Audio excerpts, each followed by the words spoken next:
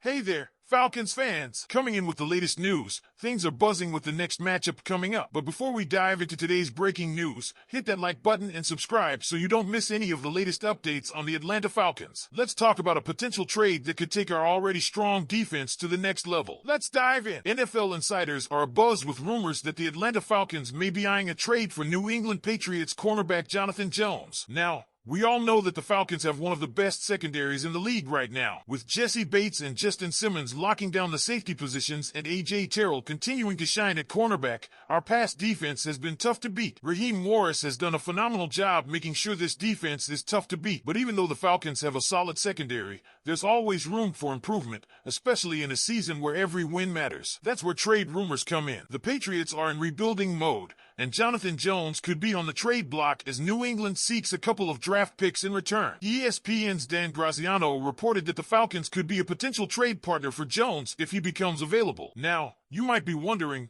why would the Falcons go after another cornerback when we already have a great group? Here's the thing. Our cornerback depth could be a bit shaky if something happens to A.J. Terrell. If we want to remain competitive in a tough NFC South, adding a veteran like Jonathan Jones could be the boost we need to take our defense from good to great. Jonathan Jones is a 9-year NFL veteran with 11 career interceptions, and while he's only 5 feet 9 inches, he's versatile enough to play both inside as a nickelback and outside if needed. For a Falcons team that's fully committed to making a playoff push in the next 2 years, adding someone with his experience and skill set could be a game changer. And the best part, it probably wouldn't cost us much. Jones may not be a top-tier CB2, but in terms of what's available on the trade market right now, he's one of the best options available. With Terry Fontenot having struggled recently in the draft, especially outside the top 10, making a smart trade like this could be exactly what the team needs to keep up the momentum. Sending a late-round pick to the Patriots in exchange for a proven veteran like Jones seems like a no-brainer. Now, I know what some of you might be thinking.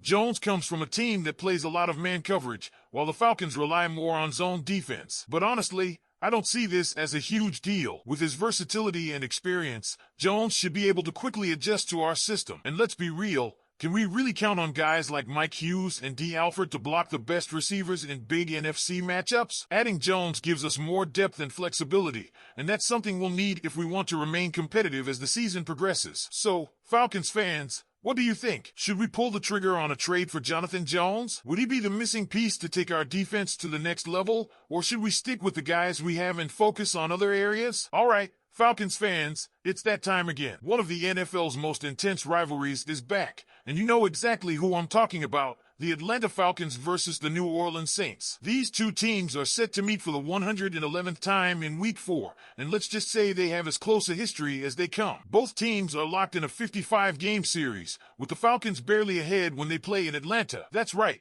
we have a 28-27 home field advantage. Now, let's talk about the familiar faces that will be facing off in this next chapter of the Falcons-Saints rivalry. Some names are going to spice up this matchup, and we're not talking about your average player. We have guys who have worn both Falcons and Saints jerseys. You might remember names like Bobby Hebert, Morton Anderson, Joe Horn, and Curtis Lofton, all players who have been a part of this rivalry on both sides. But this Sunday, we'll see some newer faces in the same boat. First up is Falcons offensive tackle Storm Norton, who was picked up off the Saints practice squad by Atlanta last season. With Caleb McGarry out with a knee injury, Norton will likely start against his old team. Another name to keep an eye on is Kentavious Street, our defensive tackle who played 1 season with the Saints before joining us. He's back in Atlanta and will be looking to make his mark in this game. But Falcons fans, the real stars to watch are David Onyemata and Caden Ellis. Let me break it down for you. David Onyemata, our defensive tackle, is a force to be reckoned with. This guy spent 7 seasons with the Saints before signing with us as a free agent. He's no stranger to the New Orleans offense. During his time in New Orleans, he racked up 23 sacks, 63 QB hits, and 28 tackles for loss. That's no small feat. Now, Onyemata is in his 2nd season with the Falcons,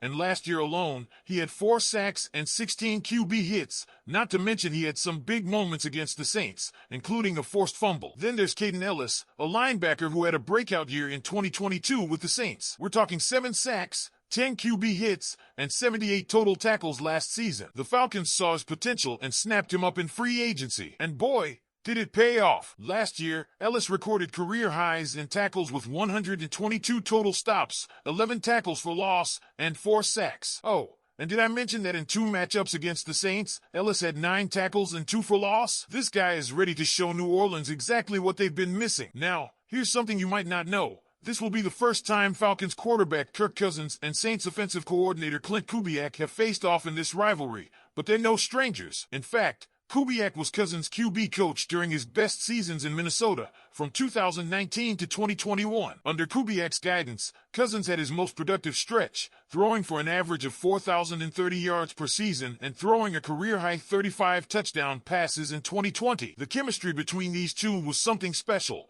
but now they'll be on opposite sides of one of the NFL's most heated rivalries. Kubiak has Derek Carr as his quarterback now in New Orleans, while Cousins is thriving here in Atlanta with offensive coordinator Zach Robinson. The Saints also brought in Rick Dennison, another key figure from Cousins' days in Minnesota. So there's a lot of familiarity between these coaching staffs and players, making this matchup even more exciting. This game isn't just about pride. It's about making a statement. Both teams have playoff aspirations, and winning this game could set the tone for the rest of the season. The Falcons have a chance to take the lead in this all-time series and show that we're serious contenders in the NFC South. So, Falcons fans, what do you think? Can David Onyemata and Caden Ellis dominate against their old team and help lead us to victory? Will Kirk Cousins outshine his former mentor Clint Kubiak and lead us to the promised land? I want to hear your thoughts. Leave your predictions in the comments below. Another hot topic is the status of starting right tackle Caleb McGarry, who avoided a major injury scare. If you watched Sunday's tough loss to the Kansas City Chiefs, you probably noticed that McGarry left the game in the second quarter with what appeared to be a serious knee injury. But here's the good news. He's not going on injured reserve. Head coach Raheem Morris confirmed in today's press conference that while McGarry's injury isn't as bad as it seemed, they're still taking it day by day. He said they'll see how much McGarry can do in practice this week,